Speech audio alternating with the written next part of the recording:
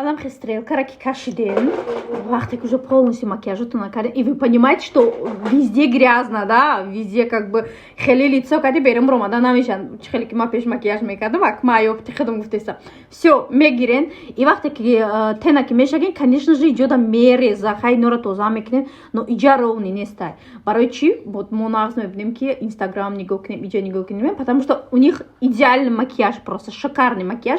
Смотрите, духтаро просто вақте ки макияжтон карда, ай ҳами угл сар карда, вот анам хе консилер кати мерен, баъд ай иҷа то анамиҷара рост мерен, и всё, пальчиками растушуйте, и в принципе вот ози стрелкай мара бинед хеле идеально, ай рӯи ҳами стрелкай ки вот ма ба ҳами кардагим, ма подводка ма кашидагим, и всё. Ма рости тонки подводка кашидан наметонам, ҳами қасол ҳаракат мекунам, у меня не получается, вот аҳамият додагим, фақат подводкаи ма ғалса, потому что ма наметонам, но за то, что